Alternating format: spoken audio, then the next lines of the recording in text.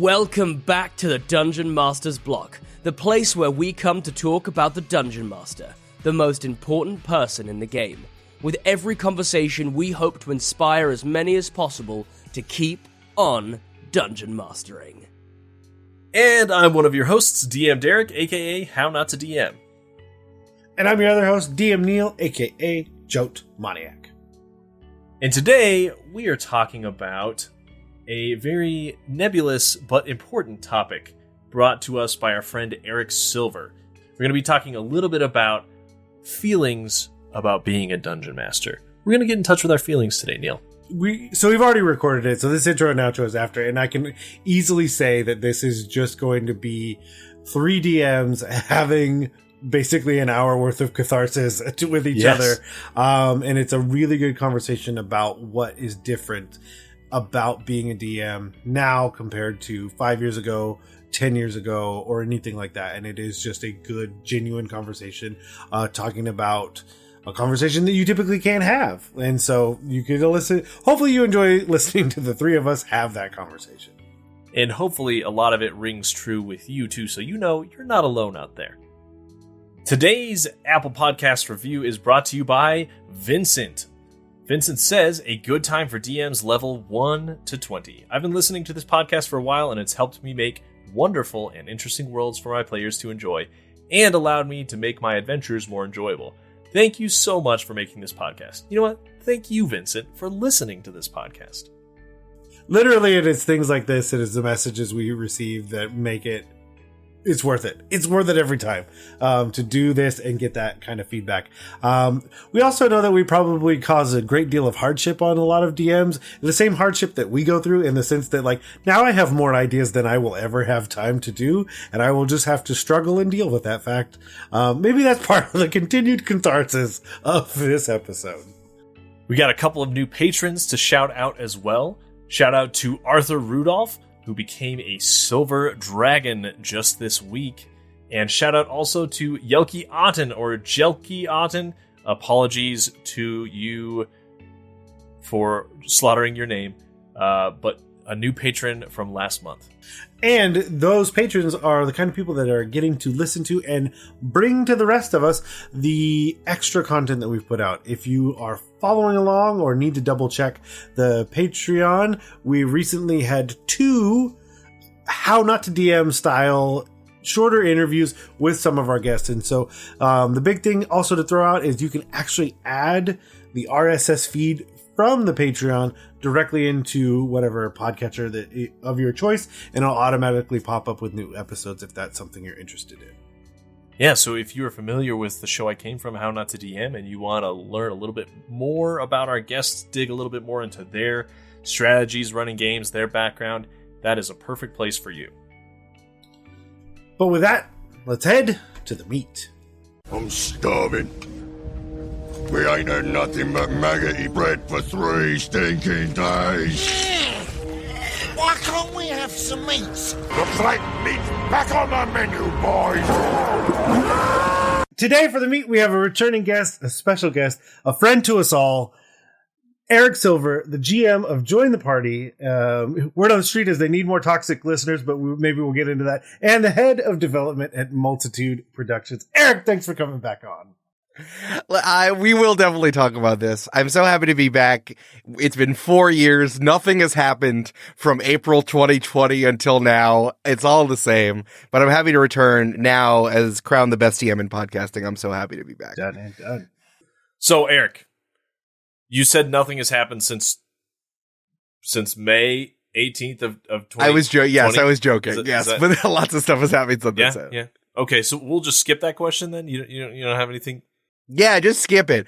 Not like nothing in my life, nothing in the world, nothing's been happening. No. Okay, great. Well, what are you currently working on then? Well, I mean, I'm really excited. Thank you again. I just kind of reached out. I was like, it's been a while since I've been on DM's block, and then I realized it was May 2020, which is ridiculous. But I actually looked it up. When we were still all holding our breath a little bit, a couple weeks. Yeah, I guess we'll all hang out in June. Gonna be It'll okay. be fine. But no, it's so funny. I feel like so much has happened since then. Like, Join the Party was beginning our second campaign at that time. And I feel like also actual play was in such a totally different place too. So, for Join the Party, it's like since then we finished campaign 2, which was a modern superhero game. And then I ended up running my first recorded non-Dungeons and Dragons campaign where we ran a mini campaign of Monster of the Week, which was great and really just got my head out of D&D thinking and thinking about how other systems, which I had already been doing, but actually adhering to the rules of another system like that and really kind of learning the flow of that. Made me learn a lot. We also had one-shots in between, but then we started our newest campaign that we're like 45 episodes into at this point, which is going back to D&D and making changes that Wizards of the Coast needed to follow up with. It was really, campaign 3 was like, I'm going to play the game the way I want to play it because I'm not going to rely on the company that does it to do anything about it. But yeah, and then I was, so much has changed. It's like I learned that the bad guys from Red Dead Redemption 2 were hired by Hasbro to do stuff. So it's like lots of stuff has changed. But campaign 3, yeah, I feel going back to D&D and running a world of plant and bug people, a pirate campaign about plant and bug people has been so much fun. Making a fantasy world again instead of like a campaign setting that's set in quote unquote the real world has been really, really exciting. And we're like making our way towards the end of it now. And so much has happened in Join the Party since then. So you did something. I don't know if I'll be able to do it in post or if I can. I'll talk about it and I'll just do it here. As soon as you said the Red Dead Redemption 2 thing, it made me think of all the years of comic books that I've read, and there's like that little thing that pops up at the bottom. Hey, blockheads, if you want to know what he's talking about, look into D&D and the Pinkertons, or Magic the Gathering and the Pinkertons. Back to your regularly scheduled podcast, and then just yeah, true, yeah. It's like, go read issue 135 where the Silver Surfer and the Pinkertons come together to threaten a guy who accidentally got a Magic the Gathering box through his normal channel that he used for years and saw nothing wrong. But that does speak to the larger thing of like even like Kill Every Monster. So that's a podcast that basically approaches the the monster manual one monster at a time to say, why are we doing it this way and how could we do it? Yeah. And I love getting that idea out there because I know there's a lot of people like, if it's not officially printed, then I'm not touching it. It was really at the crossroads.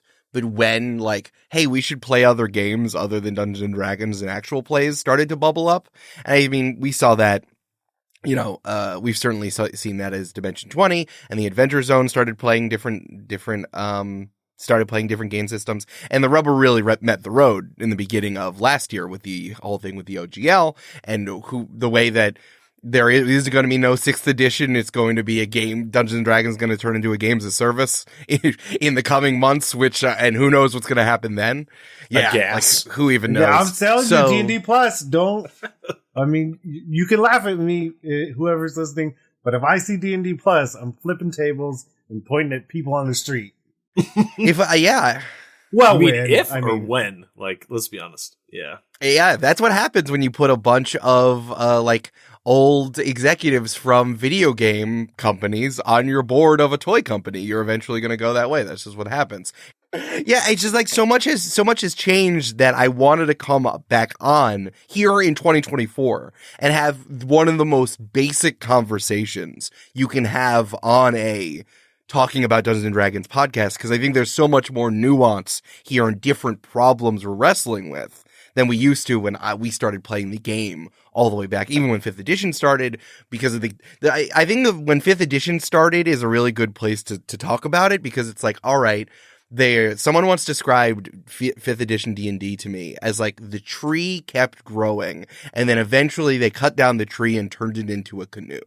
And I think that's such an interesting idea about the canoe taking everyone in the same place. So it's like, if the beginning of 5th edition was supposed to mark a new demarcation in Dungeons and Dragons of DM and players working together collaboratively, and then since then, the way that 5th edition has been the fuel that has ignited the boom in attention with Dungeons and Dragons, and therefore bringing a ton more people in and having a ton more people start to DM, and then of course the actual play boom happening within there, and now everything kind of revving up into this new weirdness that we're in 2024. I want to have a conversation about how it feels to Dungeon Master and the emotions you need to wrestle with as a Dungeon Master, because it means so much different here in 2024 than it did in 2016. It's so weird. I see the game and references to the game popping up everywhere now. And I mean, it was really ignorance and bliss when I started, because it was like, I just know I read this book and I do this. And now I'm in way too deep to have that ignorance anymore. But yeah, it's funny to, like you were saying, it's a very different conversation now. Okay, I'll hit you with the surprise question, then we'll get into the topic at hand. What is one thing that you take to games that you think people would be surprised about? Like physical objects? Physical. I think that people would be surprised that I have different dice for different vibes. And that is what I think most... No, I don't want to make an assumption. I don't want to make an assumption for other people. I definitely choose my D20s for how I'm feeling and what I think is thematically appropriate. But I specifically do have dice that I only use for being a player. I do not bring... I have them sequestered away. I have my first set of dice that I ever bought was originally for being a player. So I keep that secret. And I also have a set of just blank white, like black writing on white dice, white Chessex dice that I use for being a player. It kind of reminds me to try to like be open and just receive someone else giving DM stuff to me. So like I really do have, as much as players are superstitious about their dice, DMs are too, 100%. I like it. Derek. I don't know. I'm thinking about all the stuff I pack in my backpack when I'm going, and it's not that weird. It's all pretty standard stuff. I got the screen, I got a map, I got books, I got pencils and markers, I've got dice. Do you bring your own snacks? Do you bring your own snacks? I mean, yeah, like we'll plan like every month or so to do kind of like a dinner and then game. Like I got a buddy who's big into smoking meats, and so we'll do like we'll do some steaks or some pulled pork or something, and then or like I'll bring a pie that I baked, or I'll bring some dessert that I've made. I don't know. Is that weird though? Like, I'm not gonna lie. That's great. The pie is the weirdest thing you've mentioned by far. Not just a pie that you purchased, because you didn't say a pie you purchased. A pie you purchased, I would have left alone. I wouldn't have brought it up. But you said it's a pie you baked. So yeah, I'm not gonna lie. Yes, correct. Yeah, got some rhubarb in the backyard, so I did a strawberry rhubarb custard pie a few weeks ago. It was delicious. See, if it's ever at my house, I literally just start my smoker, and I'm like, bring what you got. And one guy was working in a meat department and brought way too. I'm like, hey, I can do the math here. There's only so many of them. And look, we're going to put it away. Don't get it twisted. We're going to. But these are multiple racks of ribs. I'm going to do it because they're here and the smoker's running. But the math is not good. I'm going to keep making up scenarios so that we hang out at my house until this is smoked. Yes. But it will be 3 a.m. It will be. It's fine. Perfect. Right. Yeah, it'd take forever. Yeah, I guess pie is the weird thing then. What about you, Neal? I think of the things that I bring that I don't ever use. And so, like, I think so for me, I know it's the weirdest thing because it's like, why do I keep bringing this stuff? I don't use it. It's the same home game I go to, or the same game I go to that I'm a player, and I don't use any of it. So yeah, I've stopped. No, I haven't. Okay, I lied immediately. I still bring notebooks that I don't write anything in all the time. Because at this point I'm like, I have a document that's so much easier to search. Or if as a player, I'm just putting it in D&D Beyond because then it's already open and I can do all of those things. So for me, it's the number of things that I just apparently need, like security for me to not use at any point ever in my games. Yep, which is a great segue onto the feelings about being a DM in 2024. One of the things that like to note, which is really interesting because Derek and I have been talking about it, we're fairly close to 10 years for the podcast, 300 episodes, like main episodes for the podcast. So it's like, it's wild to think of like how parallel that is. And like Derrick's been going back through and listening to the older episodes. I like the way you can track just being a DM if you really wanted to by just listening to the advice given in the early episodes, which doesn't always age well, but hello, that's what 10 years in the world looks like, to the advice that we give now. I think it's really, really interesting. Yeah, the world was very different in 2014 than it is now. So, but the other question that I always like asking first is like, for Eric, what drew you to this question? Because again, once you're almost 300 episodes in, you got to start asking like, okay, so like, what are the motivations behind it to like get that good conversation out? I've been thinking about when I burst into your DMs to be like, it's been 4 years, let me back on the show. I was thinking about the stuff that I usually talk about on podcasts, whether it's like talking about, you know, I run my own podcast business along with Amanda McLaughlin, our CEO at Multitude, and like the amount of, you know, production of shows and development we talk about, and then also like how actual play has changed as a genre. I laid all that out, but this thing has been stuck in my crawl for a little while that I keep getting sent D&D memes by my friends who don't play Dungeons and Dragons and don't play tabletop RPGs. And there's this one guy who makes TikToks that drives me crazy. I'm not going to say his name, but he's one because it really doesn't matter. And he's very popular. And who just like is one of those TikTokers who pretends he's having a conversation with himself, just flips the camera, and he just is voicing D&D memes out loud.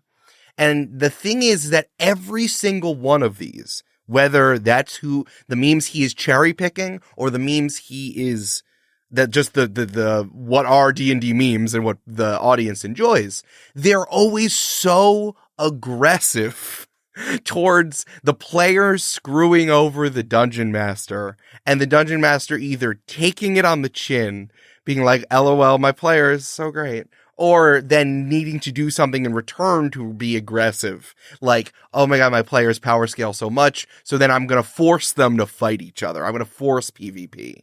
And I've been wrestling with this because, you know, we've been talking about the Matt Mercer effect for a cajillion years, right? The idea that players who come into tabletop RPGs after watching actual plays are then mad that their DM isn't Matt Mercer, but also the extra thing is that they are not, or their table is not like what they see on Critical Role or any of the actual plays that are out there.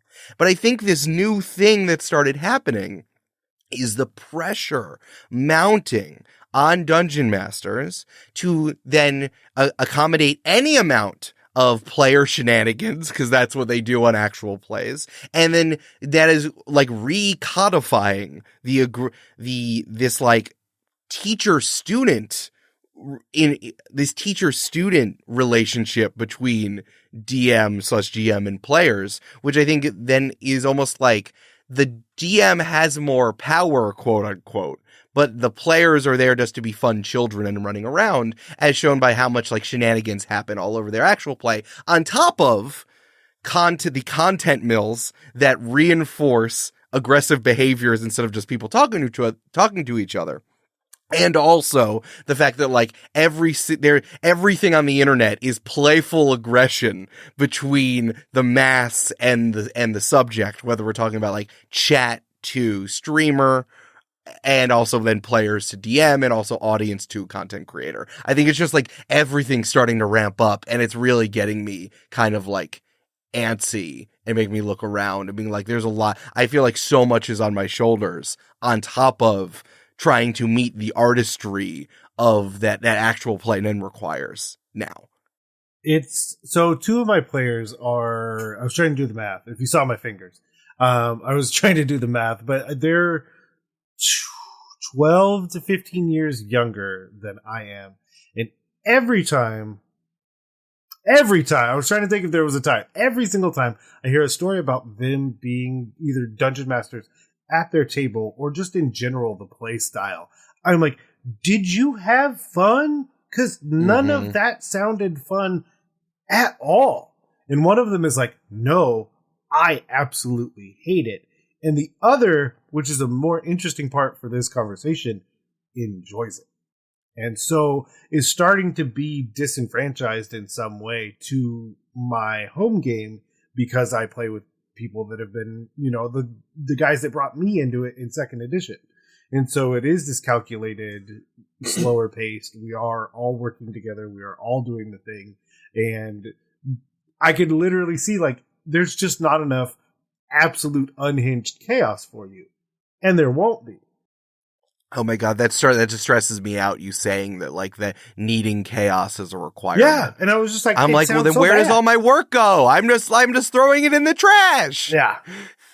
Or, like, where did anyone's work go? Yeah. Because it's like, yeah, that works for, like, your improv skit, and that's totally fine. But, like, okay, so, like, as frustrated as I may be, I have to then assume that there is at least some other players who are also frustrated by, hey, this was my backstory. These were the people that I cared about on paper, and now it's just a Monty Python skit, and they've all died to this terrifying bunny rabbit. Yes. Yeah, it's like they're doing it for the memes, and they're doing it because they see, to your point, Eric, this content all the time. All the content they see, all the clips they see are of goofy, funny, unhinged things happening on all their favorite shows. And so they assume that every game is like that all the time. And therefore, when they are playing, they must be doing that all the time. My group is definitely less like that as well. Like, we'll have some goofing around. We'll quote some movies and stuff. But it's not like that constantly. But I'm sure it's a generation gap. A lot of my players aren't into actual plays, and so they don't watch and consume all this content and assume that that's how it's supposed to be. Yeah, and I want to be clear, because just from what you said, Derek, is like, I'm not laying this all at the feet of actual plays. Honestly, I think that's what's complicating it. No. Is that, like, Brennan Lee Mulligan and Matt Mercer and all these people are so good at what they do and can handle so much, but also, like, right. If Allie Beardsley was at my table, I'd be like, please help me. Stop. Like, no, but it's also it's the memes. It's the memes and the content and the streams and the everything. That's like, I'm now realizing that the word unhinged is a top 3 complimentary adjective. And that makes me really anxious as someone trying to make that's what actual play is desire and what I wanted to be doing, a piece of art, and that requires people bouncing all around. I also want to say, my 3 players, because also I have jobs with them, and one is my wife, and one is my incredibly long-time business/work partner, and who also edits the show, and Julia is an incredible player. They don't do that. I'm not even saying this about my players necessarily or at my table, but it's like the worry I have that my game is not random and unhinged enough is the new worry I have, because even though I've been like, I'm from the Austin Walker school of actual play, I call it the New York school where it's like play to find out what happens. Really, let's let the game push us in this fun tabletop RPG direction. And that's like this new worry that I'm having is like, am I too hard on these kids? Quote unquote. And I'm also saying this because I feel very similarly running a game, as I did as a teacher. I was a high school English teacher for a while there, as a summer camp counselor, or as like running any sort of, writing workshop that I used to do for writing poetry, or like conducting any sort of class or presentation like I have to do in my current job or in various other capacities. I teach podcasting at a university and step in and do stuff like that. So it's like, I take this really seriously, but at the same time, it's like, no one would be like, hey, could you be more unhinged when you deliver this lecture? So I'm like, I'm prepared. I don't know what to do. And I wonder, and you know so much more than I do about what I'm going to say, but like, is it that people aren't understanding the way in which they're engaging with the content is part of my worry? Is because everything's curated in a way to feel like it is then not curated. But if you're going for the memes, even Dimension 20, if you're just watching straight memes from a 4-hour session, you missed it. Like, you missed what happened between the memes. Also, from a production standpoint, there is a level of conversation that is happening through text or voice that precedes and post every session that they have. Critical Role is also not live anymore. So that is a completely curated version that you're receiving there. Like, the likelihood that you are getting the full scope of anything that is happening at any table is rare. It's rare that someone is willing to spend that much time in a property. And even then, it's put on a pedestal for them, which goes back to another feeling I have that is a whole nother topic, but we as DMs will do things that matter more to the people that consume that content, be it our players or listeners, than it will ever mean to us. Which is another difficult thing, because then that meme could have hit a person at the perfect time. And so that unhinged feeling then brings a level of comfort for them because it made them laugh when they hadn't laughed for weeks, or just made them feel good. And there's that serotonin dump. Then now you are relating and equating that to being unhinged. Like, well, I had this unhinged moment and I watched it and it made me feel good. What if I replicated it in my real life? Maybe I'll feel good then too. It has to do, I think, also with the as actual play as a genre has started to congeal and become a art form with like mores and examples and things that get repeated and in styles. Is like now people are doing the thing that I think that people pull their hair out about movies a lot, where it's like, wow, Pedro Pascal did such a good job making this movie look so pretty.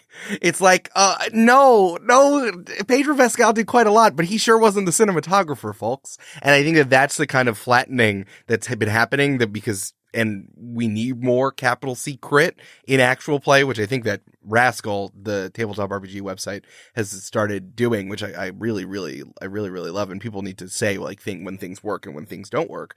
But it's like, there's a lot of stuff that the production team and the DM does behind the scenes as like a director, let's say, that gets edited out necessarily, Neal, as you're saying, to make the experience seamless. And then it's like, wow, that player crushed it.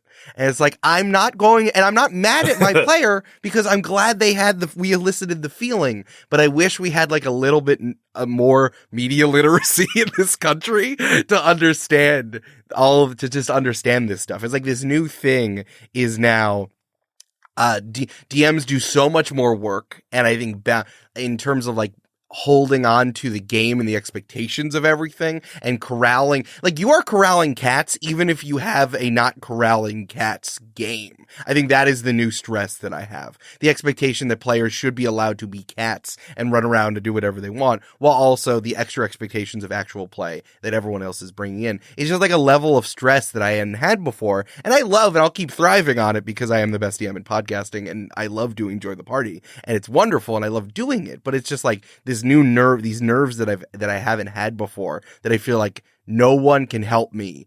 Even though I talk to my players as much as I can and communicate my feelings, I feel an extra level of pressure now that I've never have before.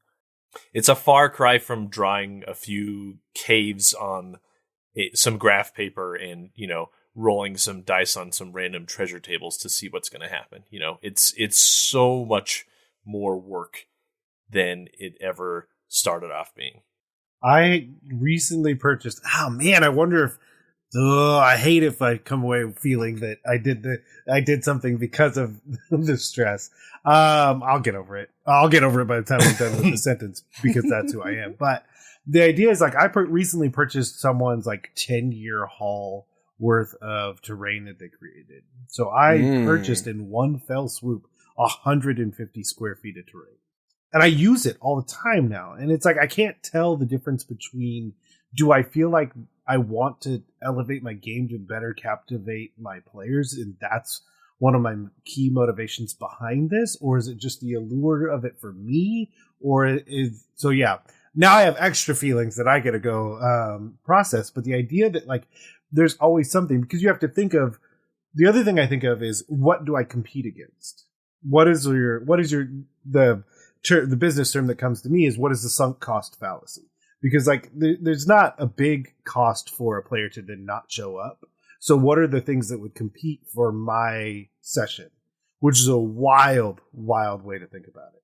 The things that could essentially be, and why am I, and these we're talking about harder feelings, and this doesn't have to be everyone's experience or the experience you feel all the time. But these are thoughts you're going to end up having as a dungeon master of what am I competing against? Is it the latest Marvel movie? Is it that it's not hitting because it doesn't have that unhinged element? Is it not hitting because, you know what, as good as the terrain is that I have, it's not crit roll terrain. It's not crit roll minis. It's not XYZ, because the onus on me to be able to do that, and like, don't get me wrong, I'm a way better painter than I ever used to be, but I also don't have the time. I just don't have the time to sit there and put in and have painted minis for all of my sessions. And you are the one who has to put in the time because that's your job.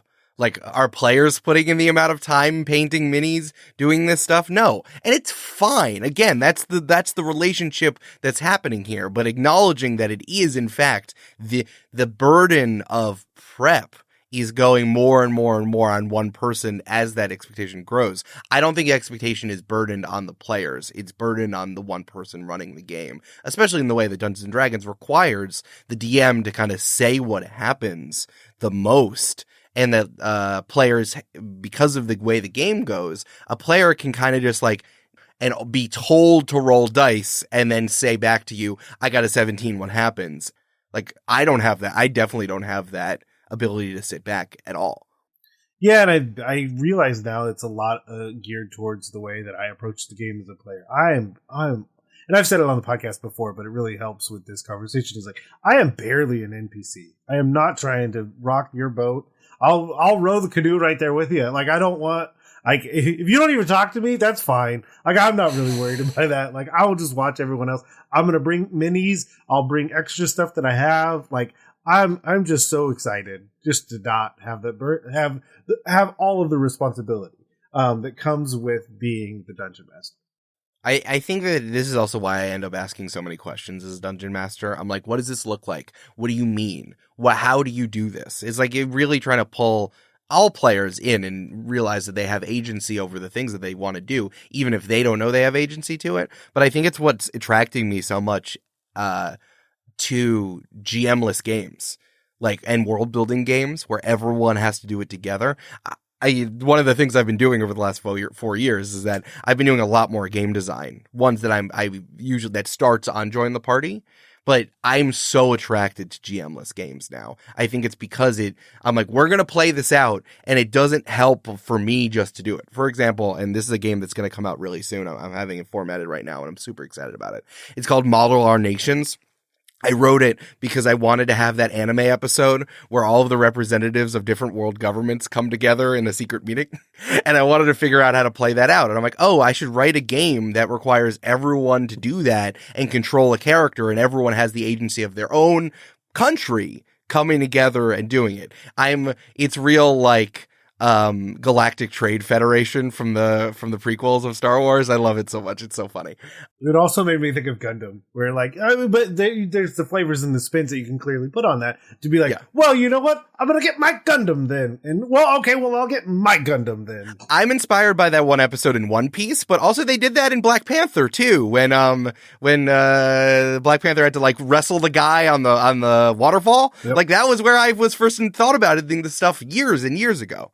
So it's happened in so many different places, and yeah, the inspirations are everywhere. So it's like, I really am just so attracted to GM-less games because I think it requires everyone to participate. And even if, much like inspiring a student as a teacher or inspiring a camper to have a really good time from an activity you've planned, you got to like remind people to have fun by making them have fun. And I feel like it's something GM-less games and other tabletop RPGs put the onus of narrative and fun and participation on everyone at the same time, which I think is something, as we all wrestle with Dungeons and Dragons here in 2024 and it becoming a free-to-play service, as it becomes a free-to-play service with, I guess, no free stuff other than the book you already have. It makes me think about other games and playing them, and just distributing the responsibility, I think, is the thing I was trying to touch on that you were saying, Neal.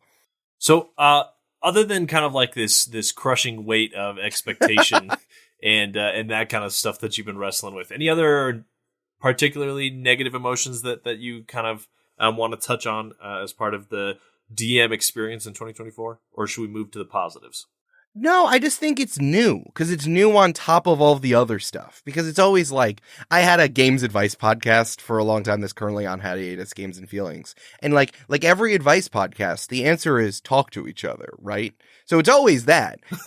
And because games, and I love games. I love all types of games, sports, food eating contests, escape rooms, board games, video games, everything.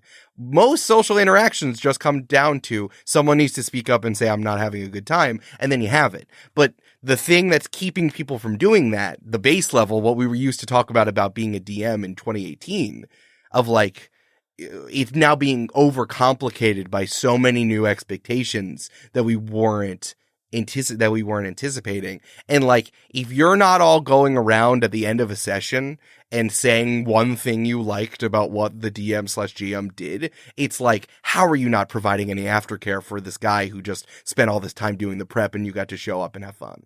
Like, come on. It's base level stuff at this point, and it's just like, it's making me feel just extra antsy that now I have this more complicated layer on top of this thing I thought I had my hands on for so long. Yeah. Players listening now, make sure to text your DM right now and just tell them that you had fun whenever you played last, and tell them how excited you are to play again. I will do that. You know what?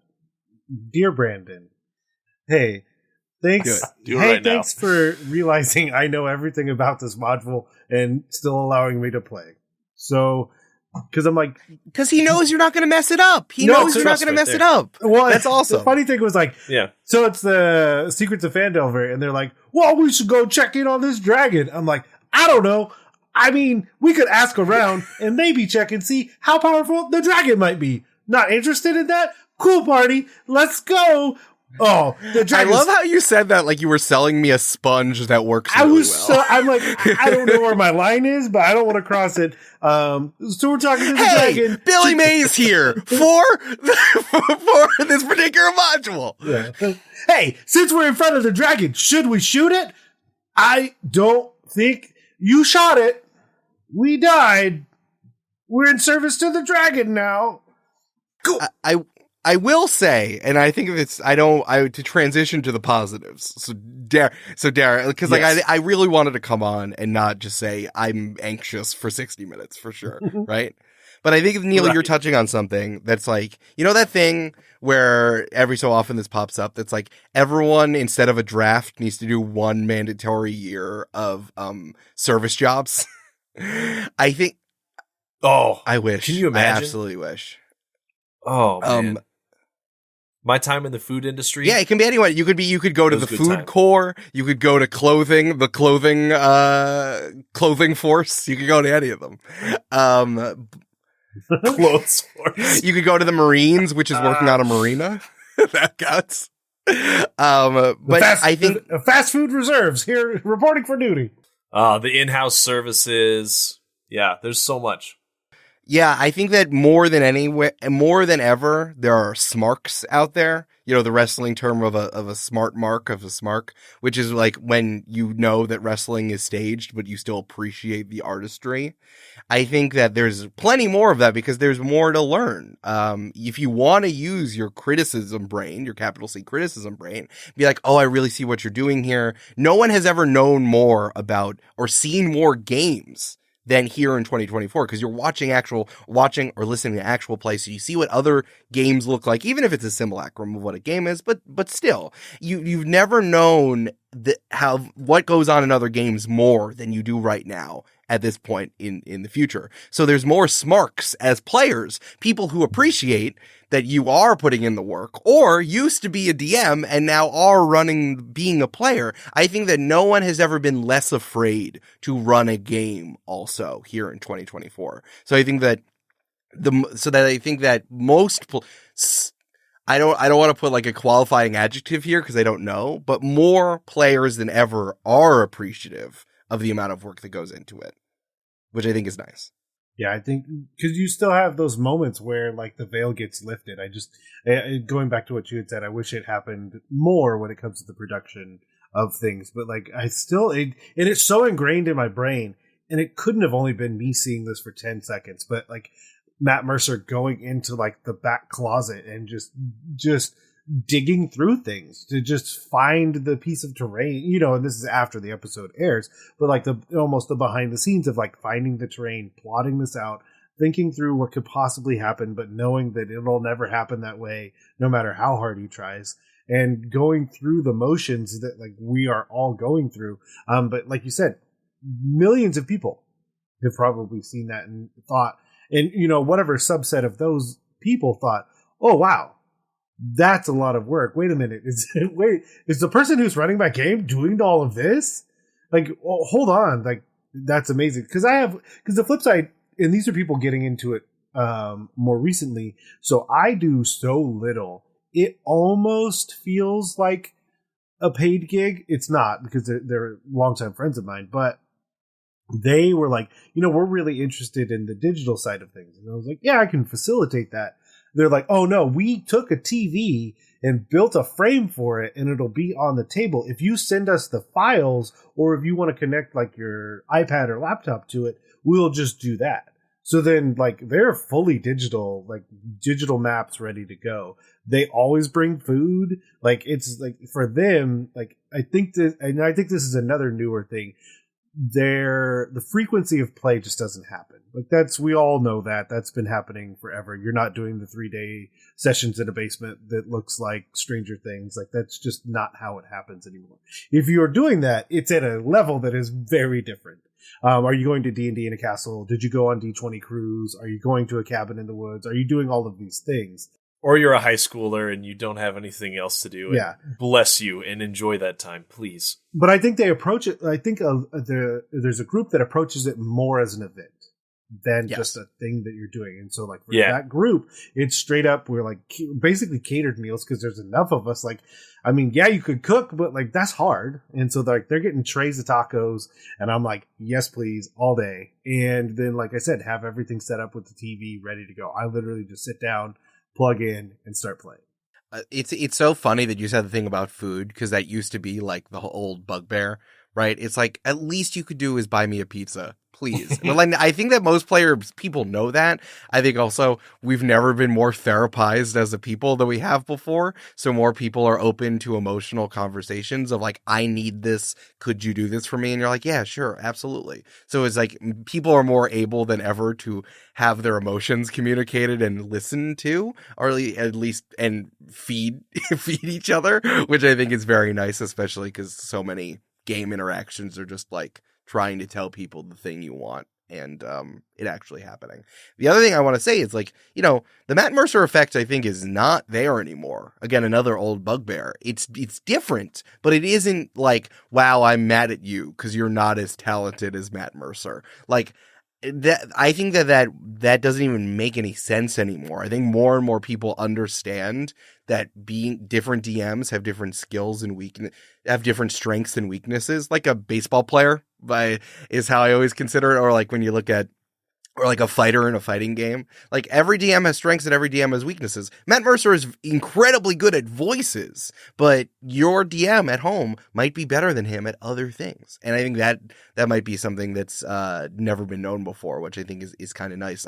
I'm appreciated, especially when you have the range of comparison points of everyone in actual play and in the memes and everything. Is like, I've never felt more appreciated for the things that I can do, because there actually is levels of comparison, so people know that I am doing stuff well, which I think is really cool.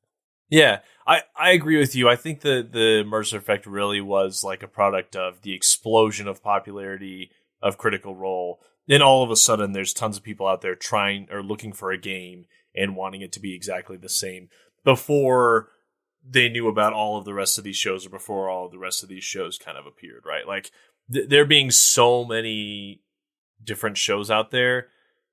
I mean, I don't know anybody who only watches one if they're into actual plays, right? They're going to watch or listen to a whole slew of them. But it definitely was kind of a thing where you'd run into people and they just, Critical Role was their personality, and they wanted to learn how to play, and they expected it to be exactly like that. So it's definitely lessened since then. Yeah, it's interesting to think that, like, in some ways, I think that their continued levels of success have helped temper the Matt Mercer effect. Because if you think in the early Geek and Sundry days, it's just like looked like 8 randos that happened to be playing at a certain level. And it's like, well, no, hold on, though. These 8 randos now have their own company, a $12 million Kickstarter that got them 3 seasons of a show, an animated show, for what they do, and they just keep going. So, like, we could all agree that it's not the same. Like, you're just not going to stumble into that on your own, at your own table. But the thing I think of most is doing the games for the crews. My biggest takeaway is that is a super particular set of skills. To accomplish that the way that you need to, someone could be huge on whatever social media platform that you have tens and tens of thousands of people that watch their games and still not be good at it, because it is not the same at all. I can also think of I'm also opening myself up to criticism, so I know what I'm saying. But it's what you just said, Derek, about not listening, about anyone who is into this thing is listening to a bunch. There's also a bunch of shows they no longer listen to because they don't like X. True. So there's a lot more comparison. You are better. You are definitely better to your players than any number of people. I'm sure there's plenty of people who think that I'm not good at what I do, even though I'm the best DM in podcasting, and think that their personal DM is better than me at various things. And I think that that's great for all of us out there, that there are comparison points, because, it's a cosmic gumbo of types of people out there, So this is the thing. This is the other thing that I want to say, and I really, really, really want these words to be framed as a positive. They're going to sound negative, though. Mm-hmm. But I really want whoever is listening, dear listener. I can't do the Billy. I thought about doing the Billy Mays version again. It's not going to sell it, but Billy Mays here for D&D Plus. Flex tape. You got a hole in your boat? Flex tape. But the idea that, as different as D&D is, there is nothing wrong with the table you are at and have been at not being the table for you anymore. Yeah. In the same way that, like, the actual play that you were listening to, or maybe the story changed and it's not hitting your sensibilities for what you want to listen to, is the same. There's undoubtedly another one out there that you could listen to. In the same way that, like, you shouldn't feel this deep obligation to the table that you're at. That's also not to say the unhinged chaos version of just anything that you don't like, you leave. That's also not going to find you the table that you want. But having the conversation to figure out, having either the thought process internally or the conversation openly to figure out, is this a table that is still right for me? And the answer may be no, and that's totally okay. You are changing. Your DM is changing. All of your players are changing, because that's how life works. So I do truly say that as a positive. It's okay to sit there and think, is this still the right table for me? Yeah, I've had players leave before, and it's never personal. It's always that. It's like either life changes or they're just not having fun anymore.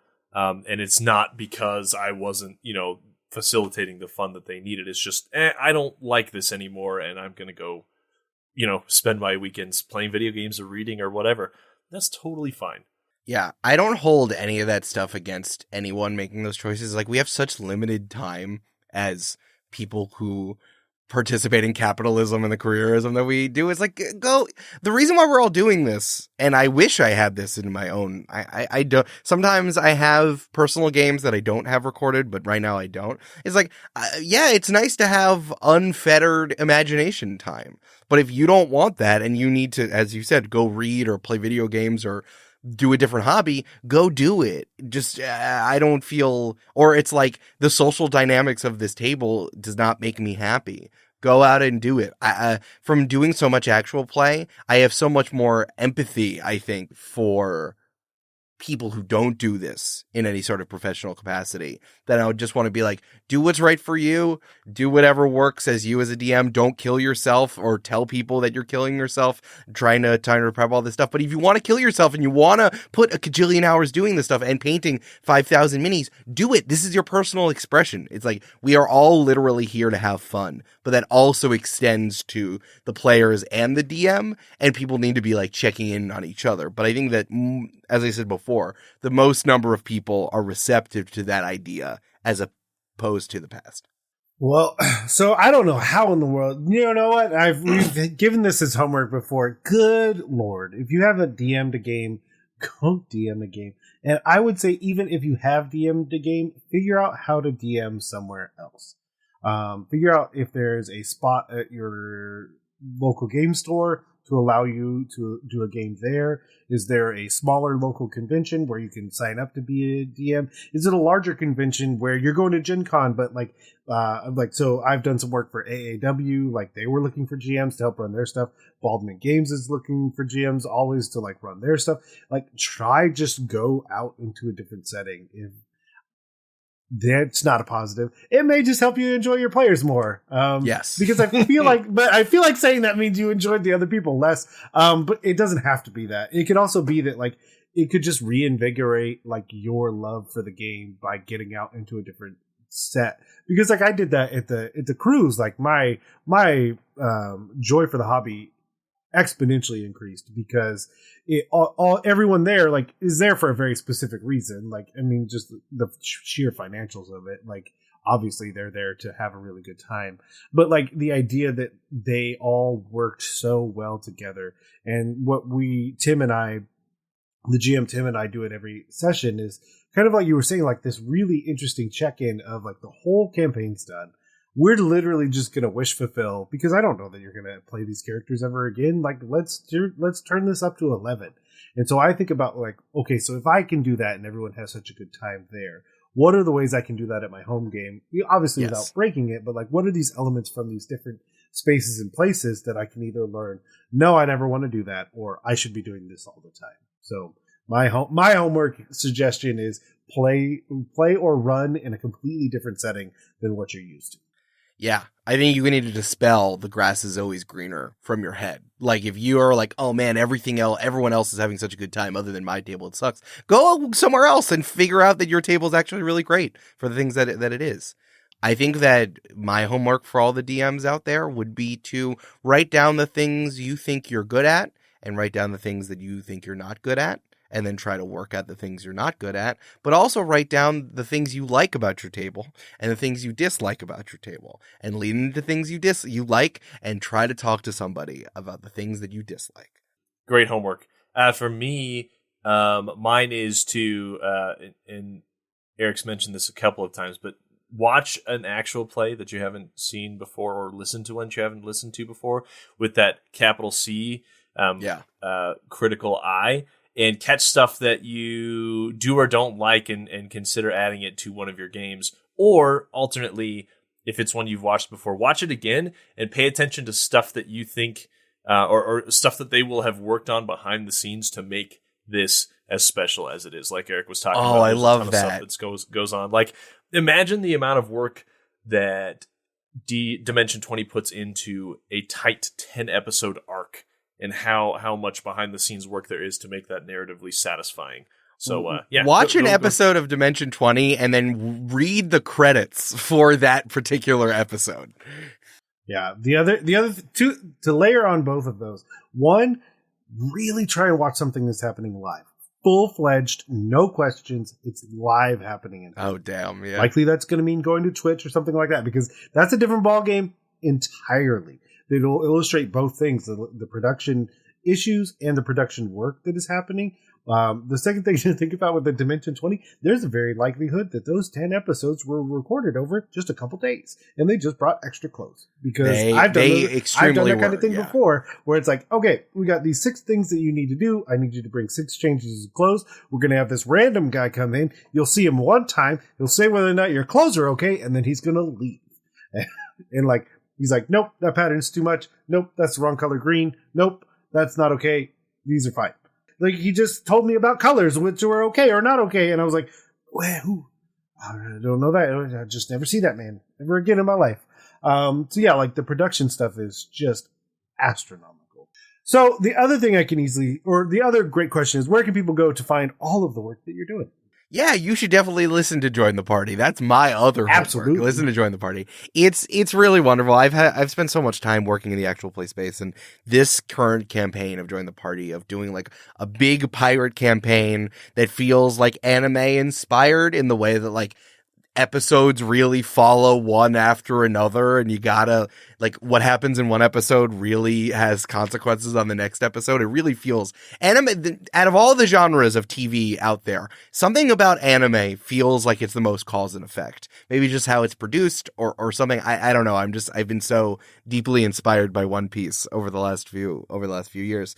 But yeah, Campaign 3, Join the Party, we're planting bug people in a pirate world, trying to save the world after a water shortage crisis, and everyone decided to be pirates to try to figure it out, which has been really, really fun. So yeah, join the party, and you can also follow me on Twitter. I'm L_Silvero. I'm not leaving Twitter. No one will let me leave. No one will make me leave Twitter. I'm going to stay there until I die. And you can follow me on Instagram there too. L_Silvero. EL_SALVERO. My name if I was a Lucha Libre wrestler. Perfect. I feel like you and I have the same mentality about Twitter that I did when I was watching Gotham. I said, nope, this ship is on fire, and I put on a protective suit, and I shall burn with it. So burn with it to the ground. You can keep making it bad. You can't kick me out, Elon. I'm going to stay. You're like, what's that? Technology at the speed of plot. AM radios messing with you? But we got cell phones in the next episode. Gotham. All of that to say, we should not wait 4 years before you come back on. I'm around. Please have me back. There's nothing I like more than doing this, like talking about DM stuff, actual play stuff, and just, bouncing off of each other like this. It's a lot of fun, and I will come back in 3 years and not 4 years. Perfect. We'll see you then. We just want to thank Eric again for coming on, spending some time with us, again, having that cathartic conversation about what it's like to be a DM, because, again, it's tough to have that conversation with anyone else that's not a DM. It is not a conversation that works very well to have with your players. That's not how it works, because it's not even that you're truly frustrated by them, but it's a conversation that you need to have. Find a DM friend. That's really what this conversation boiled down to, is find a friend to be able to have those conversations with. Yes, my coworker and I, Matthew, he's in my home game. He's run games for me. We eat lunch at work, and this is what we do, is talk about our games, talk about our frustrations, and it is very, very good. And of course, if you see fit and you enjoyed what you heard here, you can always head over to Apple Podcasts or your podcatcher of choice. Again, I always envision someone out catching pods for me, just so you know what happens in my brain. But leave us a rating or review. We love that. It helps defeat the evil algorithm. And of course, if you do so, feel free to reach out to us. That way we can read it on air. And if you want to get a hold of Neal or I, or DM Mitch or DM Chris, or anybody else who's been on the show before and ask us a question, you can email us at dungeonmasterblock@gmail.com. Or if you want to get a hold of us a little bit faster, you can hit us up on Twitter at DMS_block. That's at DMsBlock. Or you can talk to Neal directly at JoteMoniac, or me directly at HN2DM. Feel free to try any other social media that's come out since these words have been on air, because I'm sure there's one. And if you don't find us there, let us know. The Dungeon Masters Block is a proud member of the Block Party Podcast Network. Check out other amazing shows on the Block Party Podcast Network, like Detentions and Dragons and Dungeons and Dragons and Daughters. As always, we want to thank you for listening to the Dungeon Masters Block, the place where we come to talk about the Dungeon Master, the most important person in the game, the only person capable of playing gods, killing characters, and lowering the egos of everyone else at the table. I'm DM Derrick. Make sure to roll some nat 20s for me. I'm DM Neal. We'll leave the lights on for you. And keep on Dungeon Mastering.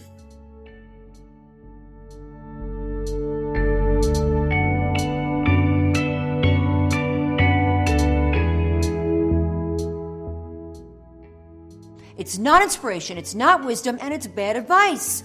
Just do it. Just have the conversation with the players. What's the worst that can happen? Yes, indeed. Also, the number of times that Chris or Mitch or I would say lowering the eagles, countless. Lower the eagles! Get them eagles!